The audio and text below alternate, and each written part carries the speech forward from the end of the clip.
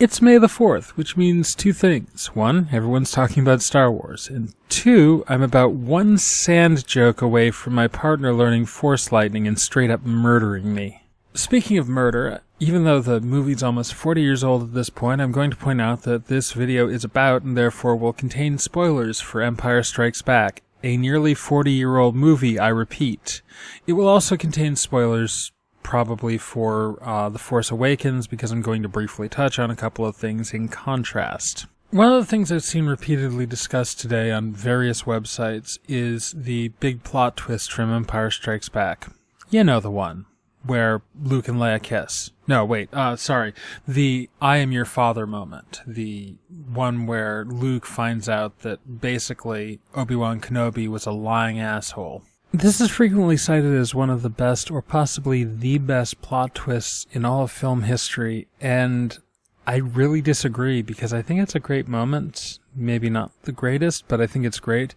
But as a plot twist, well, I mean, I don't like M. Night Shyamalan, but with The Sixth Sense, it does do some things mechanically right, in terms of the plot twist being something that you could have seen coming the entire time and shocked a lot of people anyway because they didn't put it together.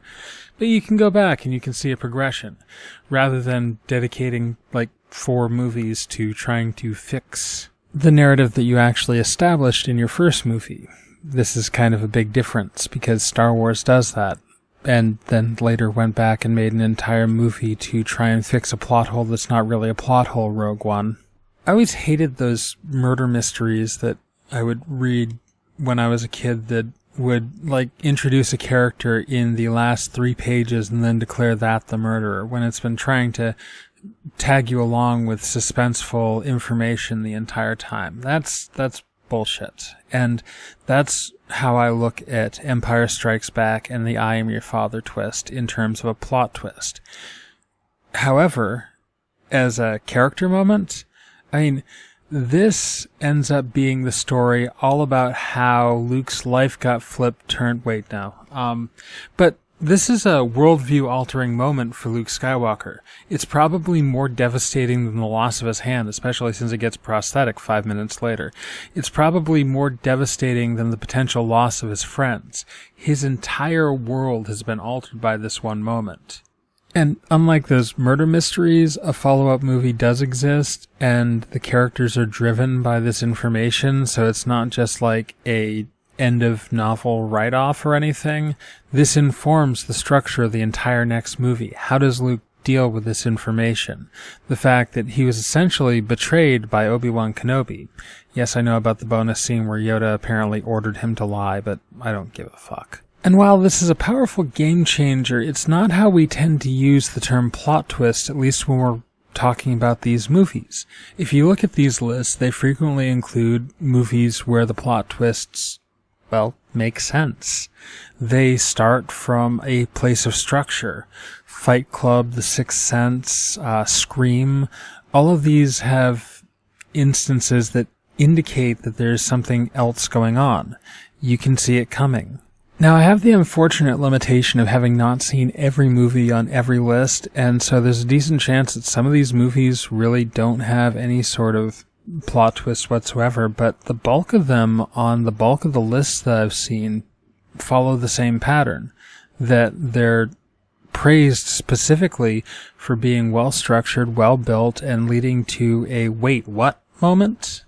Which brings me to Star Wars The Force Awakens, and I'm going to throw in a spoiler warning because I'm going to talk briefly about J.J. Abrams' other Star Wars film, although it's a fan film, Into Darkness, which he pretended was a Star Trek movie for some weird reason.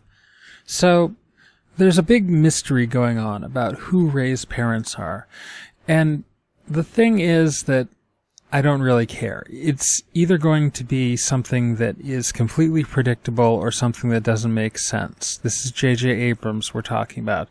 This is the guy who tried to surprise us all by having Khan in a movie that everyone guessed Khan was in, and he kept saying, no, John Harrison totally isn't Khan, and then, yeah, it was Khan. But the identity of Rey's parents is almost certainly going to be a bad plot twist. Either it's going to be something very, very obvious, like a Kenobi or a Skywalker, both of which have long histories with that lightsaber, and both of which would make sense with the Force attunement deal, or it's going to be someone else, either somebody inconsequential or somebody who very likely won't make sense.